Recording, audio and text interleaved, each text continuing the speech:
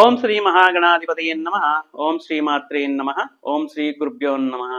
ಸಮಸ್ತ ಕನ್ನಡ ವೀಕ್ಷಕರಿಗೆ ನಮಸ್ಕಾರ. ನೀವು ಮೊದಲನೇ ಬಾರಿ ನಮ್ಮ ಚಾನಲ್ ನೋಡ್ತಾ ಇದ್ರೆ ದಯವಿಟ್ಟು ಸಬ್ಸ್ಕ್ರೈಬ್ ಮಾಡಿ ಅಂತ ಹೇಳ್ತಾ, ಈಗ ನಾವು ಹೊಸ ವರ್ಷವನ್ನ ಆರಂಭಿಸ್ತಾ ಇದ್ದೇವೆ. ಮಾರ್ಚ್ 30ರಂದು ಈ ಮಾರ್ಚ್ ತಿಂಗಳಲ್ಲಿ ಯಾವ ಅನುಕೂಲ ಫಲಗಳು ಸಿಗ್ತಾ ಇದೆ. ಮಾರ್ಚ್ ತಿಂಗಳು ಒಂಥರ ಇರುತ್ತೆ. ಮಾರ್ಚ್ ತಿಂಗಳ ಕೊನೆಯಲ್ಲಿ ಹೊಸ ವರ್ಷದಲ್ಲಿ ಹೊಸ ಅಕಾಡೆಮಿಕ್, ಹೊಸ ಸಬ್ಜೆಕ್ಟ್ಗಳು ಕಲ್ತ್ಕೊಳ್ಳೋದು, ಹೊಸ ಗ್ರಹಗಳ ಅನುಕೂಲತೆ, ಹೊಸ ವಿಷಯಗಳು, ಈ ತರ ನಮ್ಮ ಜೀವನದಲ್ಲಿ ಸಾಕಷ್ಟು ಬದಲಾವಣೆಗಳು, ಸಾಕಷ್ಟು ಕನಸುಗಳೊಂದಿಗೆ ಹೊಸ ವರ್ಷವನ್ನ ಆಚರಿಸುವುದಕ್ಕೆ, ಸ್ವಾಗತಿಸುವುದಕ್ಕೆ ಮುನ್ನ ಈ ಮಾರ್ಚ್ ತಿಂಗಳಲ್ಲಿ ದ್ವಾದಶ ರಾಶಿಗಳಿಗೆ ಯಾವ ಫಲಗಳು ಅನುಕೂಲವಾಗ್ತಾ ಇರುತ್ತೆ, ಯಾವ ವಿಷಯಗಳಲ್ಲಿ ಮುಂಜಾಗ್ರತೆ ಕ್ರಮಗಳನ್ನು ತಗೊಳ್ಬೇಕಾಗಿರುತ್ತೆ, ಮತ್ತೆ ಯಾವ ಪರಿಹಾರಗಳನ್ನು ಮಾಡಿಕೊಂಡ್ರೆ ಅವರ ಜೀವನ ಈ ಮಾಸದಲ್ಲಿ ಅತ್ಯುತ್ತಮವಾಗಿರುತ್ತೆ ಅಂತ ತಿಳ್ಕೊಳ್ತಾ ಇದ್ದೇವೆ. ಅದರಲ್ಲಿ ದ್ವಾದಶ ರಾಶಿಗಳಲ್ಲಿ ಮತ್ತೊಂದು ರಾಶಿಯಾದಂತಹ ತುಲಾ ರಾಶಿ ಜಾತಕರಿಗೆ ಈ ಮಾಸದಲ್ಲಿ ಯಾವ ಅನುಕೂಲ ಫಲಗಳು ಆಗ್ತಾ ಇದೆ ಅಂತ ಒಮ್ಮೆ ನೋಡಿದರೆ, ತುಲಾ ರಾಶಿಯವರಿಗೆ ಈ ಮಾಸದಲ್ಲಿ ತುಂಬಾ ಯೋಗದ ಕಾಲ ಅಂತಾನೆ ಹೇಳ್ಬೋದು. ರಾಜಯೋಗ ಹಿಡಿಯುವಂತಹ ಕಾಲ ಈ ಮಾಸ ಅಂತಾನೆ ಹೇಳ್ಬೋದು. ಯಾಕಂದ್ರೆ ಸಾಕಷ್ಟು ಗ್ರಹಗಳು ಇವರಿಗೆ ಅನುಕೂಲವಾಗ್ತಾ ಶುಭ ಫಲಗಳನ್ನು ಕೊಡ್ತಾ ಇದ್ದಾವೆ. ಮುಖ್ಯವಾಗಿ ಈ ಮಾಸದಲ್ಲಿ ಎಲ್ಲಾ ದ್ವಾದಶ ಗ್ರಹಗಳಲ್ಲಿ ನಡೆಯುವಂತಹ ಸ್ವಲ್ಪ ಈ ಗ್ರಹಗಳ ಸಂಚಾರವನ್ನು ನೋಡಿದರೆ, ವೃಷಭ ರಾಶಿಯಲ್ಲಿ ಬಂದು ಗುರು ಸಂಚಾರ ಮಾಡ್ತಾ ಇದ್ದಾರೆ.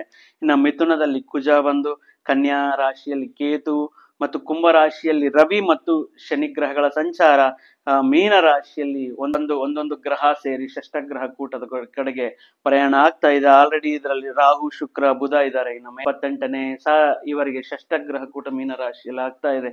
ಆ ಕಾರಣದಿಂದ ಷಷ್ಠಗ್ರಹ ಕೂಟದಿಂದ ಅದೃಷ್ಟ ರಾಶಿಗಳಲ್ಲಿ ಒಂದು ರಾಶಿ ಅಂತ ಹೇಳಿದ್ರೆ ಅದು ತುಲಾ ರಾಶಿ ಅಂತ ಹೇಳೋದ್ರಲ್ಲಿ ಯಾವುದೇ ಸಂದೇಹ ಇರಲ್ಲ.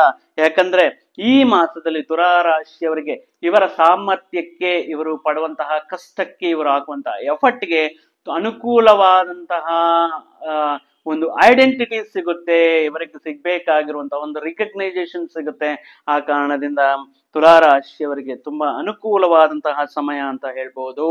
ಇನ್ನ ಶನಿ ಮತ್ತು ರವಿ ಇವರಿಬ್ಬರ ಹೊಂದಾಣಿಕೆ ಯಾವ ತರ ಇರುತ್ತಂದ್ರೆ, ಫಾರ್ ಎಕ್ಸಾಂಪಲ್ ನಿಮ್ಮ ವಾರಸತ್ವವಾಗಿ ನೀವು ಮಾಡುವಂತಹ ಯಾವ್ದಾದ್ರೂ ಒಂದು ಕೆಲಸವನ್ನ ನೀವು ಫೀಲ್ಡ್ ಅಲ್ಲಿ ಅವರ ವಾರಸ್ದಾರರನ್ನ ಇಂಟ್ರೊಡ್ಯೂಸ್ ಮಾಡೋದಕ್ಕೆ, ವಾರಸ್ದಾರರ ಮುಖಾಂತರ ಜನಕ್ಕೆ ಪರಿಚಯ ಮಾಡೋದಕ್ಕೆ, ರಾಜಕೀಯ ವಿಷಯಗಳಲ್ಲಿ ತಗೊಂಡ್ರೆ ತಮ್ಮ ಸಂತಾನವನ್ನ, ಮಕ್ಕಳನ್ನ ಈ ಜನರಿಗೆ ಪರಿಚಯ ಮಾಡಿಸೋದು, ಆತರ ಅವರ ವಂಶ ಪಾರಂಪರ್ಯವಾಗಿ ಬರುವಂತಹ ವೃತ್ತಿಗಳಲ್ಲಿ ಹೊಸತನವನ್ನ ಪರಿಚಯ ಮಾಡಿಸೋದಕ್ಕೆ ಈ ತುಲಾ ರಾಶಿಯವರಿಗೆ ತುಂಬಾ ಅನುಕೂಲವಾಗ್ತಾ ಇದೆ, ತುಂಬಾ ಅನುಕೂಲವಾಗ್ತಾ ಇರುತ್ತೆ. ಮತ್ತು ಇವರಿಗೆ ಸ್ವಲ್ಪ ಜನರಿಂದ ಬರುವಂತಹ ಒಂದು ರೆಸ್ಪಾನ್ಸ್ಗಳು ತುಂಬಾ ಚೆನ್ನಾಗಿ ಬರುತ್ತೆ.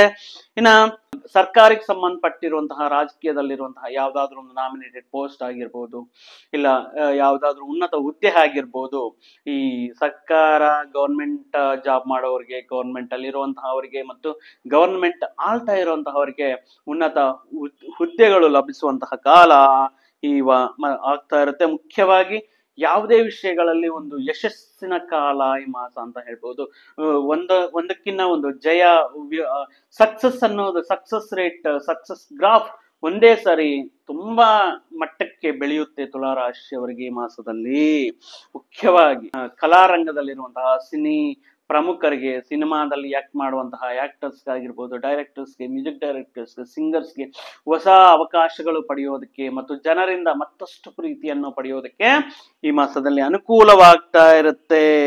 ಮುಖ್ಯವಾಗಿ ಈ ಫಿಲಿಂ ಇಂಡಸ್ಟ್ರಿಯಲ್ಲಿ, ಇಲ್ಲ ಟಿವಿ ಸೀರಿಯಲ್ ಇಂಡಸ್ಟ್ರಿಯಲ್ಲಿ ಇರುವಂತಹ ಈ ಕಲಾ ರಂಗದಲ್ಲಿ ಸೇವೆ ಮಾಡ್ತಾ ಇರುವಂತಹ ಆಕ್ಟರ್ಸ್ಗೆ, ಡೈರೆಕ್ಟರ್ಸ್ಗೆ, ಕೊರಿಯೋಗ್ರಾಫರ್ಸ್ಗೆ ಈ ಸರ್ಕಾರದಿಂದ ಇವರಿಗೆ ಕೆಲವಷ್ಟು ಸನ್ಮಾನಗಳು, ಅವಾರ್ಡ್ಗಳು, ರಿವಾರ್ಡ್ಗಳು ಸಿಗುವಂತಹ ಕಾಲ ತುಲಾ ರಾಶಿ ಜಾತಕರಿಗೆ ಆಗ್ತಾ ಇದೆ.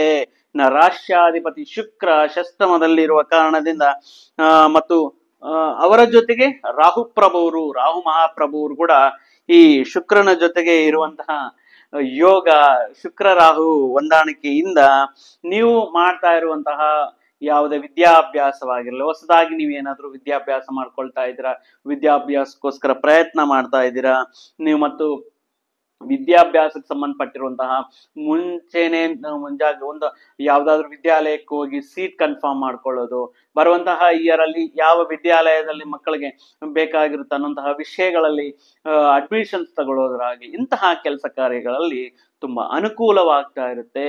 ನೀವು ಅನ್ಕೊಂಡಿರೋ ಪ್ಲೇಸ್ ಅಲ್ಲಿ ನೀವು ಅನ್ಕೊಂಡಿರುವಂತಹ ಸೀಟ್ ಪಡೆಯುವಂತಹ ಸಾಧ್ಯತೆ ಇರುತ್ತೆ. ಇನ್ನ ಬರುವಂತಹ ದಿನಗಳಲ್ಲಿ ತುಲಾರಾಶಿಯವರು ನೆನ್ಪಿಟ್ಕೊಳ್ಳಿ, ಈ ಎಂಟ್ರೆನ್ಸ್ ಎಕ್ಸಾಮ್ಸ್ ಮಾಡ್ತಾ ಇರ್ತಾರೆ, ಬರೀತಾ ಇರ್ತಾರೆ.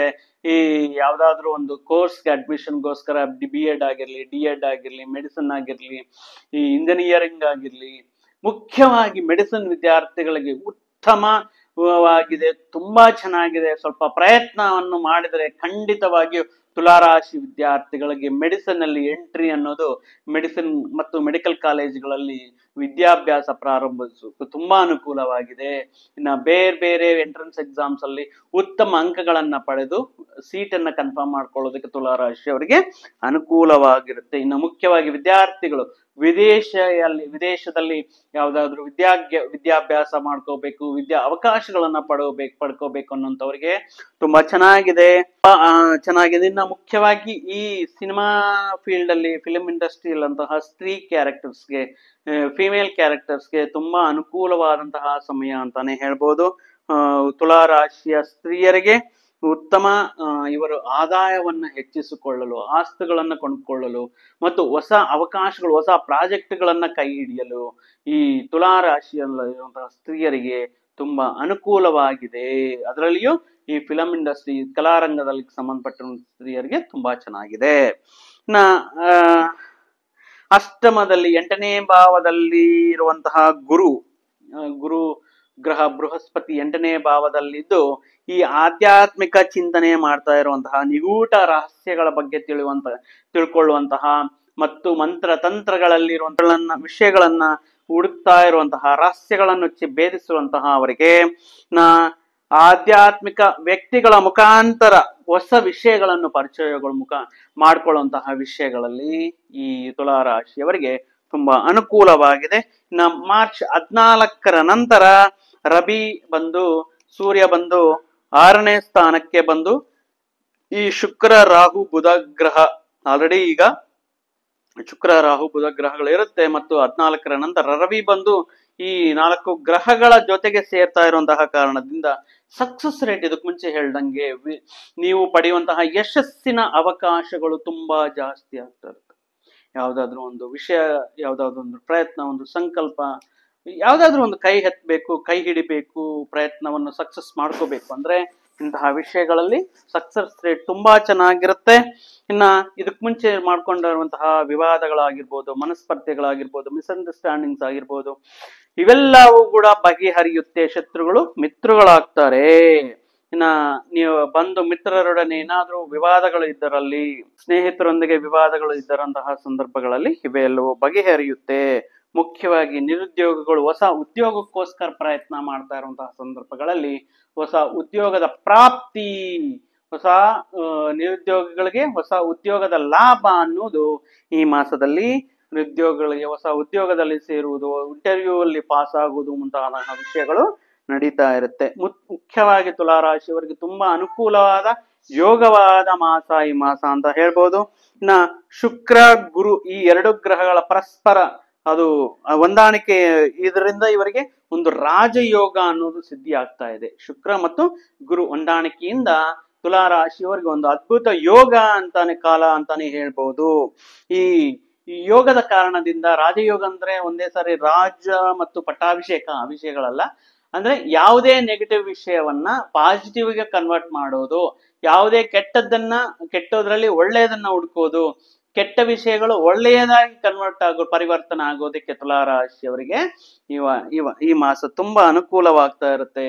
ಆಕಸ್ಮಿಕವಾಗಿ ಶುಭ ಸುದ್ದಿಗಳು ನಿಮ್ಮನ್ನ ಹುಡುಕುತ್ತಾ ಬರುತ್ತೆ. ಆಕಸ್ಮಿಕವಾಗಿ ಧನ ಪ್ರಾಪ್ತಿ, ಆಕಸ್ಮಿಕವಾಗಿ ಉದ್ಯೋಗ ಪ್ರಾಪ್ತಿ, ನೀವು ಮಾಡುವಂತಹ ಕೆಲಸ ಕಾರ್ಯಗಳು, ಕನಸುಗಳಿಗೆ ಸಹಕಾರ ಆಗುವುದು, ಎಲ್ಲರ ಕಡೆಯಿಂದ ಒಂದಷ್ಟು ಸಹಕಾರ ನೀಡುವುದು, ಈ ತರಹ ಒಂದು ಅದ್ಭುತ ಮಿರಾಕಲ್ಸ್ ನಡೆಯುವಂತಹ ಮಾಸ ಈ ಮಾಸ ಆಗ್ತಾ ಇರುತ್ತೆ. ಆ ಕಾರಣದಿಂದ ತುಲಾರಾಶಿಯನ್ನ ಅದೃಷ್ಟ ರಾಶಿ ಮಾರ್ಚ್ ತಿಂಗಳಲ್ಲಿ ಅಂತ ಹೇಳ್ಬಹುದು. ಸೊ ಆ ಕಾರಣದಿಂದ ಈ ರಾಶಿಯವರಿಗೆ ತುಂಬಾ ಅನುಕೂಲವಾಗುತ್ತೆ. ಮತ್ತೆ ತುಲಾ ರಾಶಿಯವರ ಮೇಲೆ ಆ ಶ್ರೀಮನ್ನಾರಾಯಣನ ಪರಮೇಶ್ವರನ ಆಶೀರ್ವಾದವಿರಲಿ, ಅನುಗ್ರಹವಿರಲಿ ಅಂತ ಭಾವಿಸುತ್ತಾ ನಾನು ಈ ವಿಡಿಯೋವನ್ನು ಇಲ್ಲಿಗೆ ಮುಗಿಸುತ್ತಾ ಇದ್ದೇನೆ. ಮತ್ತೊಂದು ರಾಶಿಯ ಜೊತೆಗೆ ಮತ್ತೊಂದು ಆಸಕ್ತಿಕರ ವಿಷಯದ ಜೊತೆಗೆ ನಿಮ್ಮ ಮುಂದೆ ಬರ್ತೀನಿ. ಅಲ್ಲಿಯವರೆಗೂ ಸರ್ವೇ ಜನ ಸುಖಿನೋ ಭವಂತು, ಸಮಸ್ತ ಸನ್ಮಂಗಳಾನಿ ಭವಂತು. ಜೈ ಶ್ರೀರಾಮ್.